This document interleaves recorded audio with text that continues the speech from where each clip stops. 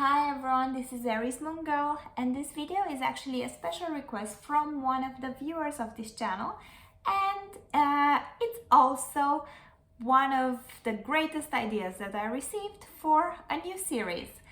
I'm gonna talk today about sun, rising and moon combinations, and I'm gonna start with the person that wrote me about this, Stars M, who has asked for a combination of Leo Sun, Scorpio Moon, and Aries Rising.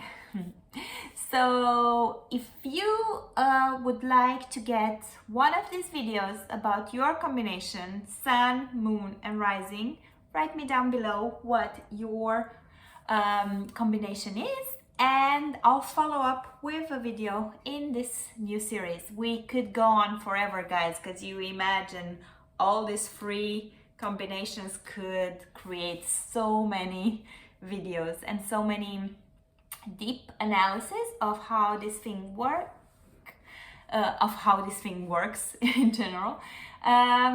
Of course, you need to look at more than just these three, but these three are the main significant ones when you are just trying to get to the main personality traits of someone. Of course, Venus, Mars, Saturn, all of these, the energies in the chart, the houses, all of this plays a role. But if you were to just describe the first impression, the core personality, and the overall personality of someone, then you... But if you were to look at the main personality traits, then you would look at these three things. So, without losing too much time, let's go straight into this, and let's talk first about what the differences are between the three aspects.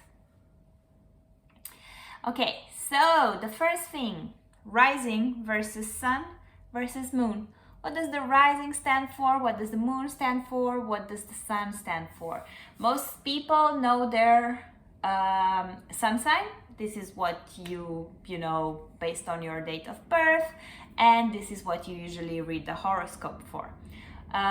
If you're a bit into astrology, then you know a bit more, and you have probably an idea about your rising sign. And if you like even more to get in depth into astrology, you probably have researched your moon sign. To be honest, by now, I think I have a few videos where I explain what the difference between the three is, but let me just rewind and kind of give you guys an idea of how we differentiate between rising sign, sun sign, and moon sign through my own analogy. So let's imagine that you receive a nice package gift. So the nice wrapping, the gift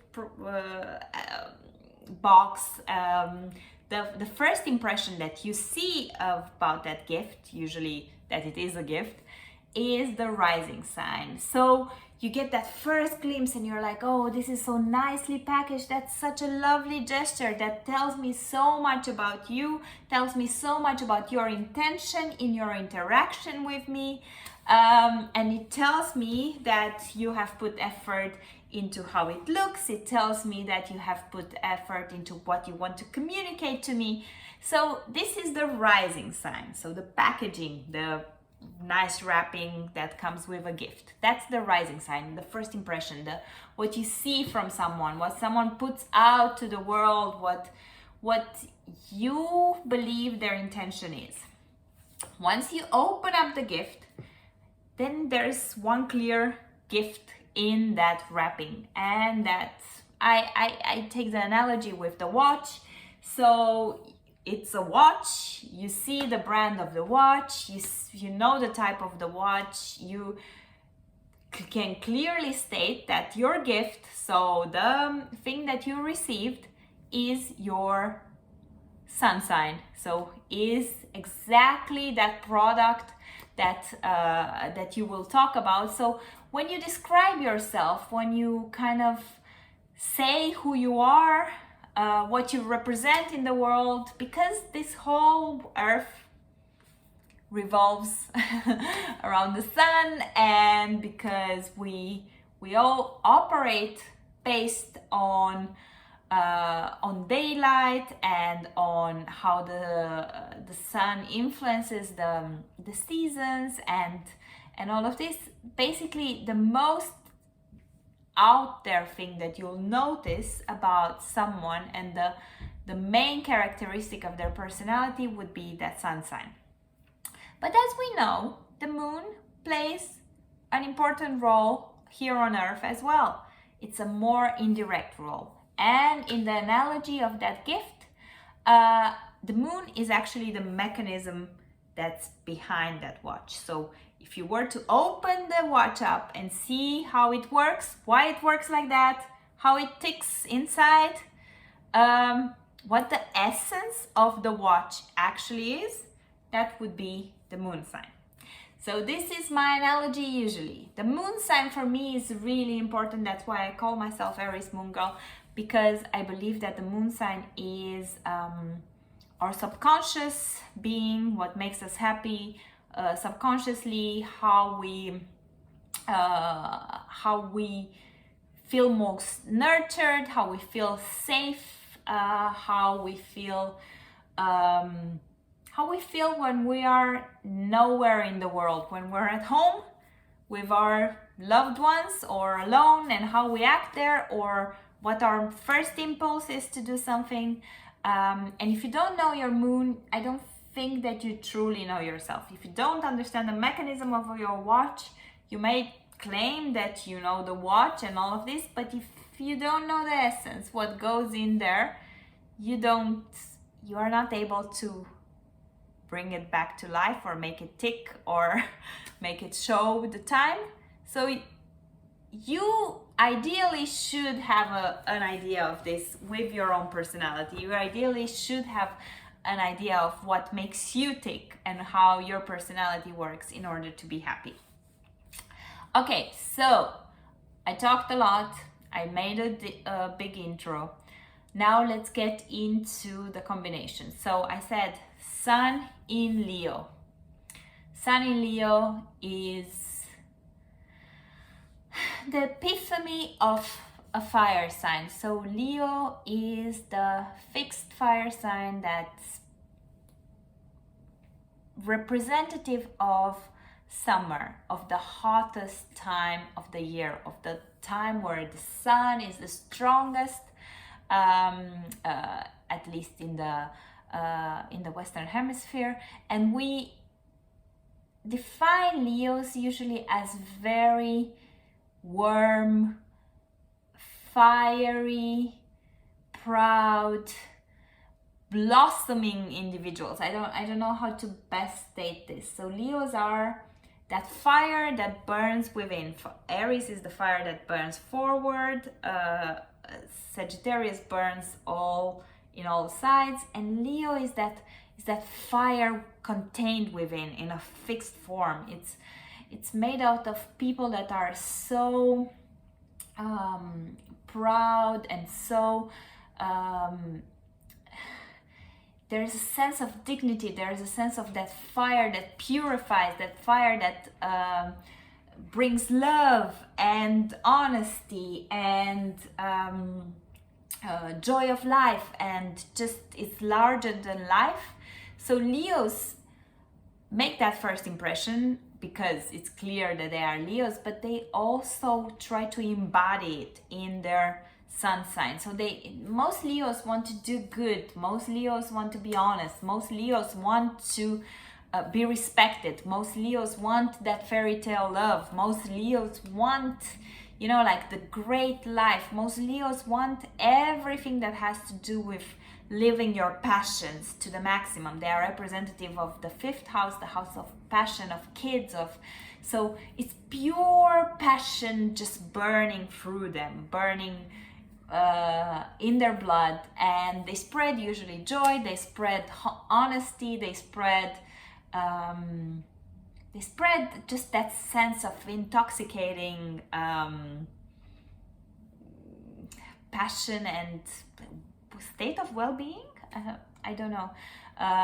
Usually when I'm around a Leo, I get into a better sense of myself also. So they also teach people how to embody their selves, how to be honest. Fire is a very honest sign, so they are very honest to themselves. Okay, let's add Aries to the mix. So the rising is in Aries, which makes the houses usually kind of like in the natural order of the houses. So Aries is your first house. Aries is ruled by Mars. Mars goes well also with Leo. Leo goes well, Sun and Mars. So Aries and Leo go well together. Your first impression on to people, depending on what other planets you might have there. So I don't know if you have any other planets, but your first impression is that of Mars, even more than Leo. So Leo is that majestic fire that burns here. Mars is the active, out there, determined energy of Aries. So if you have that in your first house, you come across as very determined, you come across as very bold, you come across as no BS, straight to the point, you come across as energetic, you come across as let's do something with our physical body. So I would say with a combination like this that you kind of need to be active. If you're not active, you're probably making yourself crazy. So you need to embody that fire, you need to let it out, you need to be active in your body and let it out and work with it, work with your body. As I said, these two signs kind of work well together, so you won't have any problem in being it's no big contradiction there between your Leo persona and how you come across as that Aries go-getter. So definitely the impression that people will get on the outside of you is that go-getter, lively, full of life, maybe at times a bit too aggressive. It depends on what else you have there, but you might be too to the point, too active, too, because that's the Aries persona. That's the, I also have, I have a Pisces rising, but I have 3 or 4 planets in Aries in my first house, so I come across as that as well. But definitely a good mix, and what you see is what you get with this type of combination until you get to your Scorpio moon. The contradiction is not that great in the sense that Scorpio is ruled by Mars as well as Pluto. So there's a lot of that fire, but this time it comes into the watery form, into still waters, into containing your feelings into an atomic bomb. Containing your feelings in the moon. So the moon usually is not at home in Scorpio, because the moon wants to be balanced. The moon wants to be able to get rid of emotions. They come, they go. The moon feels well in Taurus, where it can stay stable and the emotions just come by, or even in Cancer, its own sign, because they can fluctuate. But with Scorpio, it's like you're containing your emotions, you're wrapping it into a little box, and you are an extremely strong character. This whole combination of the 3 is like, it's atomic bomb strong. But you don't understand how strong it is until you get to the moon sign, where the moon kind of takes, Scorpio moons take responsibility for their own feelings. They don't share them with the world so much. They just contain them and work with and through them.